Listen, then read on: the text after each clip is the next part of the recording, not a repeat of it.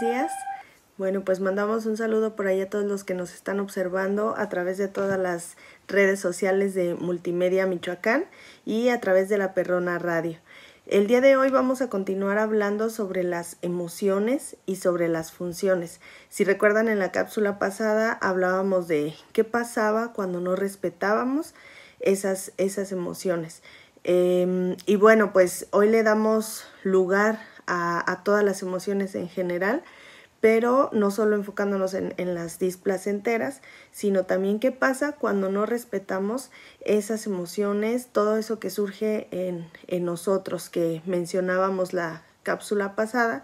Las emociones van a ser como toda esta parte que experimentamos como seres humanos, que nos van a llenar de sentimientos, nos van a llenar de formas de actuar. Y bueno, ¿qué pasa entonces o por qué es que no respetamos las emociones en algún momento determinado de nuestra vida?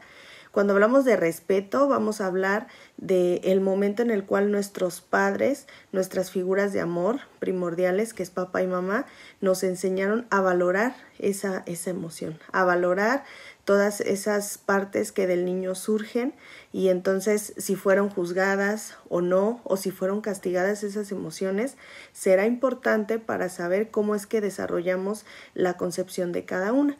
Y bueno, ¿qué pasa entonces cuando no respetamos alguna de las emociones? No solo las displacenteras, sino también incluso las placenteras.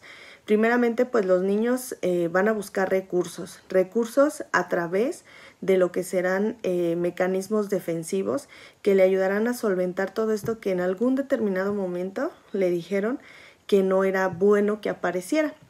Y va a buscar dos ámbitos. El primero va a ser que se permita sentir la emoción, pero no la expresión. ¿A qué me refiero con esto? Sería, por ejemplo, estos niños que en lugar de expresar que están enojados, se ríen, aunque saben que en su interior pues están molestos, están enojados. El otro ámbito por el cual el niño va a utilizar estos mecanismos defensivos será que, bueno, se prohibirán la experimentación a toda costa. El niño ya ni siquiera va a saber qué es lo que siente, en qué momento lo siente o por qué es que lo está sintiendo. Cuando estos niños no saben o no han aprendido a expresar las emociones que realmente están sintiendo, la van a desplazar hacia alguna otra que sea tolerable, dependiendo el ámbito donde este niño se esté desarrollando y lo que normalmente en esa familia, por ejemplo, exista.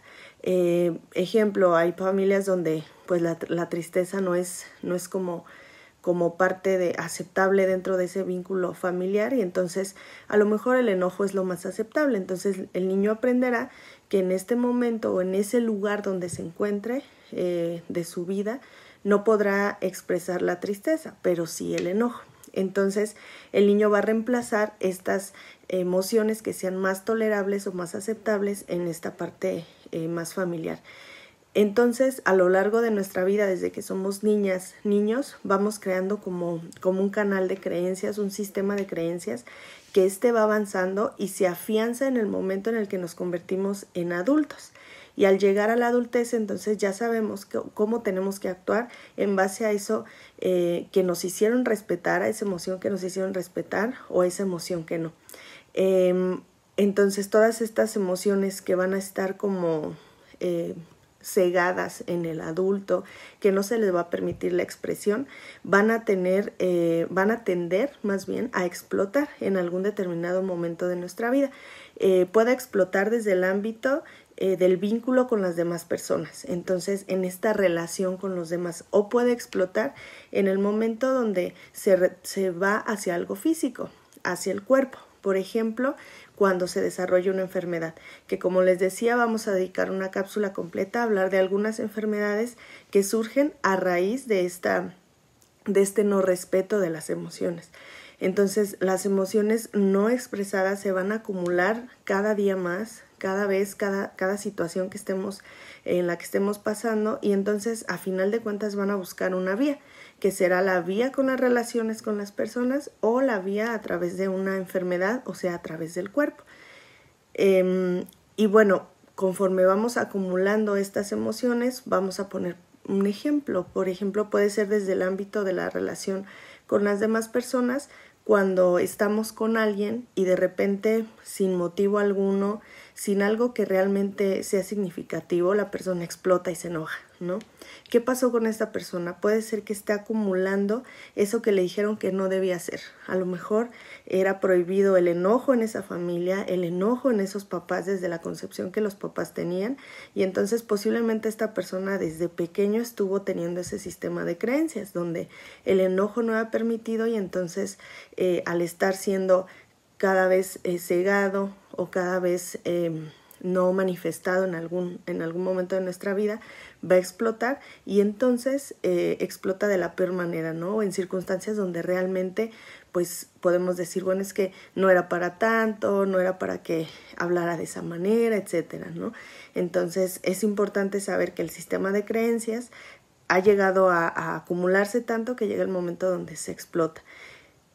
Cuando acumulamos mucho enojo, la persona se vuelve muy antisocial, muy agresiva hacia la parte de los demás, muy grosera, y entonces se va aislando de las personas.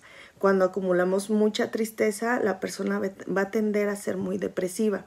Al acumular mucho miedo, la persona va a tener fobias, y las fobias son como estos miedos extremos que van a generar el que no pueda relacionarse con los demás y que a todo lo que sucede en el exterior le tenga como un cierto recelo, un cierto miedo. El amor, cuando acumulamos mucho amor, porque entonces no aprendimos a darlo, no aprendimos a proporcionarlo, cuando nos enamoremos, entonces en el momento en el que la persona se enamora, va a hacerlo de manera dependiente, porque entonces ese cúmulo va a salir en algún momento. Entonces todas las emociones, recordemos que tienen funciones. La función del miedo es la protección, que entonces nos ayuda a enfrentarnos al peligro. La función de la tristeza va a ser elaborar las pérdidas y regresarnos a esta parte, a reintegrarnos como a una sociedad. La función del enojo es dotarnos de recursos que nos van a ayudar, como el autocontrol, como a poner estos límites. La función de la alegría va a ser que tendemos a la acción, al contacto con los demás, al contacto con el otro, a la convivencia con los demás. La sorpresa va a localizarse en un momento donde nos va a focalizar en la atención. El asco la función del asco será el rechazo a lo que nos puede perjudicar, a lo que en algún momento nos puede hacer mal. Y la culpa pues nos enseñará a reparar todo aquello que tal vez nosotros en algún momento de nuestra vida nos hemos equivocado. Entonces recordemos que todas las emociones, tienen una función, y la función va a ser prepararnos para algo. Entonces será importante como evaluar en nosotros mismos qué tanto nos enseñaron a respetar esas emociones, qué tanto sí realmente las estamos expresando tal cual son, o las estamos transformando por alguna otra más aceptable. Y bueno, pues en la cápsula que continúa vamos a hablar sobre las enfermedades y este ámbito a través del cuerpo en el cual una emoción no expresada puede generarse a través de una enfermedad que obviamente se manifiesta dentro de lo que es el cuerpo. Y bueno, pues los invito a que nos sigan a través de las redes sociales de Multimedia Michoacán y a través de mi página personal, doctora en psicología, Ime Madrigal. Muchas gracias y que tengan bonito día.